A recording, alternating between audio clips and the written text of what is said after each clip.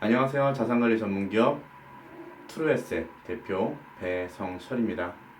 두 번째 시간이고요. 이번 시간에는 투자 전문가 감별하기라는 내용으로 이야기를 할까 합니다. 주변에는 많은 투자 전문가들이 있죠. 특히 또 많은 재무 설계사들이 주변에 계십니다. 그런데 어떤가요? 만나보시고 아마 이야기 나눠보신 분들이 많을 텐데 결국 보험 얘기로 마무리되지 않나요? 우리나라 재무설계 시장 지금 90% 이상, 제가 볼 때는 특히 이제 밖에 나와서 상담을 하시는 거의 대부분의 분들이 다 보험사 출신이시고 보험사에 몸담고 계신 분들이시기 때문에 아마 보험 이야기로 마무리되는 일들이 많을 겁니다. 이제 그런 거에 대해서 염증을 느꼈기 때문에 재무적인 상담이나 아니면 자산관리 상담에 대해서 또 거부감을 느끼는 분들도 많이 계신 것도 사실이고요. 그러다 보니까 이제 그분들이 재무 전문가, 재무 설계사분들의 상담 스킬들도 고객들에게 맞게 나날이 업데이트가 되고 있는 것도 사실입니다. 그래서 꾸준히 감성을 터치하고 꾸준히 자료를 제공하고 그리고 꾸준히 신뢰를 쌓아가면서 결국은 또 보험 얘기로 마무리되는 경우들이 많죠. 예. 물론 장기 상품 필요합니다. 그리고 제가 권하는 그리고 트루에셋에서 권하는 포트폴리오에도 장기 상품들에 대한 포션은 분명히 있습니다. 하지만 전부 다 장기 상품으로 준비할 수는 없죠. 근데 간간히 단기로 써야 될 자금, 그 다음에 중기로 써야 될 자금도 장기 상품으로 다 몰빵을 시키고 거기서 중도 인출이나 아니면은 뭐 약관 대출로 유도해서 계약을 받는 분들이 계시더라고요. 그분들은 정말 도덕성이 의심스러울 정도입니다. 실제로 시뮬레이션을 돌려보면 정말로 큰 차이가 있거든요.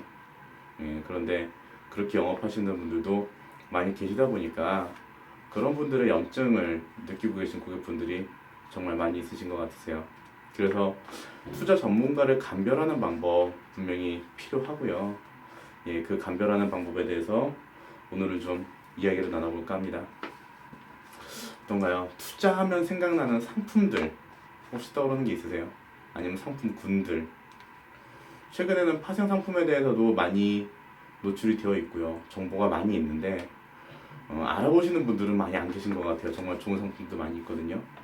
일단 투자하면 떠오르는 것, 재테크, 돈을 모은다 라고 했을 때 떠오르는 것들, 일단 뭐 예적금 있죠. 그리고 펀드 있고요. 부동산도 있고요. 부동산에 대해서는 참 할 얘기가 많습니다. 저도 뭐 아시는 분은 아시지만 저도 부동산 출신이기 때문에 부동산에 대해서는 얘기가 참 할 얘기가 많아서 요건 나중에 시간을 따로 할애를 해서 동영상을 한번 촬영을 하고 싶고요. 그리고 뭐 보험이 있을 거고요.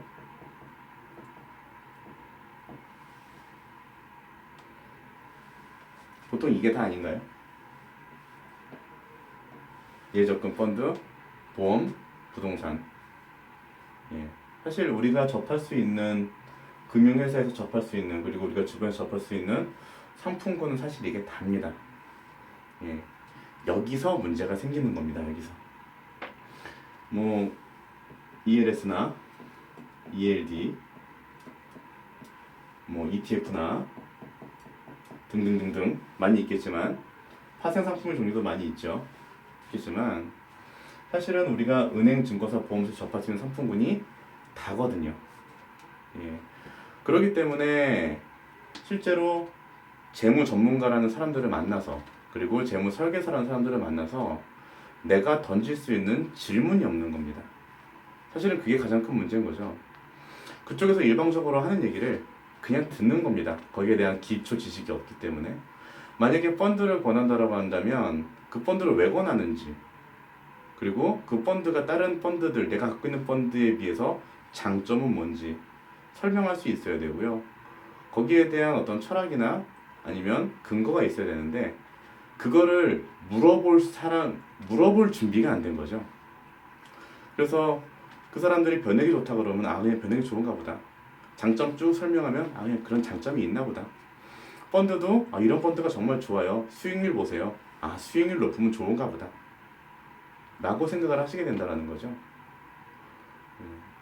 그렇기 때문에 스스로 지식을 쌓아가는 과정이 굉장히 중요하고요.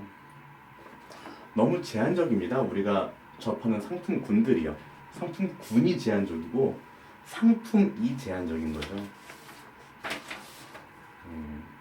그래서 다양한 상품을 알고 그리고 다양한 상품군을 접하고 그에 대한 기초 지식이 있으면 전문가를 만나서 상담을 할 때도 상담이 완전히 달라집니다. 그 상품군을 선택하는 이유 그리고 상품을 선택하는 이유에 대해서 몇 가지 질문만 던져보면 그 재무 전문가가 재무 설계사라는 사람이 정말로 지식이 있는 사람인지 제대로 영업을 하고 있는 사람인지 알 수 있다는 거죠. 물론 모든 재무 설계사가 다 그렇게 양심이 없다는 건 아닙니다. 하지만 보험사 출신이 많은 이 재무 설계사 시장에서 지금 당장 이번 달에 실적이 이번 달에 계약이 다음 달 급여가 되는 상황에서 좀 자유로울 수 있는 사람이 몇 명이나 있을까요? 그렇기 때문에 어차피 한쪽으로 몰아가는 상담을 하게 되는 거고요. 기본 밑바탕 지식이 없으면 그 상담에 끌려가게 되는 겁니다. 거듭 말씀드리지만 전문가는 필요합니다. 하지만 내가 필요한 전문가를 내가 찾아야 되는 거고요. 그 사람을 찾을 수 있는 그리고 선택할 수 있는 능력도 내가 갖고 있어야 되는 거죠. 만약에 펀드를 권했다면 보험을 권했다면 왜 그런 거를 권했는지 혹시 다른 상품군은 없는지 물어볼 수 있어야 되고요. 그리고 그 상품에 대한 특장점도 질문을 통해서 좀 더 끌어낼 수 있는 실력을 내가 갖춰야 하는 겁니다.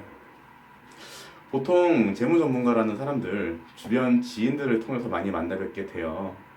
그래서 뭐 아는 사람이 소개시켜 줬으니까 이 사람 믿고 내가 뭐 따라가 보겠다라고 결정하시는 분들 많은데 굉장히 제가 볼 때는 좀 위험합니다. 왜냐면 검증되지 않았잖아요. 그러니까 내 친한 사람이 담당자일 뿐이지 이 사람이 검증됐다는 뜻은 아니거든요. 가령 예를 들어서 누군가가 소개를 해줬는데 물론 저희 회사로도 저한테도 소개해 주시는 분들이 많이 계십니다. 뭐 만약에 누군가를 소개해 주는 사람이 소개해 주는 내 지인이 어떤 재무 설계사로부터 관리를 받고 있고 꽤 오랜 기간 5년 이상 관리를 받았으며 수익을 잘 내고 있다라는 증명된 상황이라면 괜찮지만 그게 아니라 뭐 지난달에 만났는데 상담 받아보고 보험 계약하고 보니까 사람 괜찮은 것 같더라 그래서 만나봐 라고 해서 만나는 거는 조금 위험합니다. 물론 만나는 것까지는 괜찮을 수 있어요. 하지만 그 사람이 정말로 제대로 된 재무 전문가인지 아닌지를 판단할 수 없는 상황에서 만나는 거는 정말 위험할 수가 있습니다. 그래서 스스로 판단할 수 있어야 되는 거고요. 그렇게 준비가 됐을 때 전문가를 찾는 게 저는 맞다고 보고 있습니다. 그래서 스스로 공부하고 그리고 또 알아야 되고요. 전문가를 곁에 두되 그들에게 모든 것을 맡기기보다는 하나라도 더 배우려는 노력을 게을리하면 안 되겠습니다. 한 가지 명심하실 건 뭐냐면요.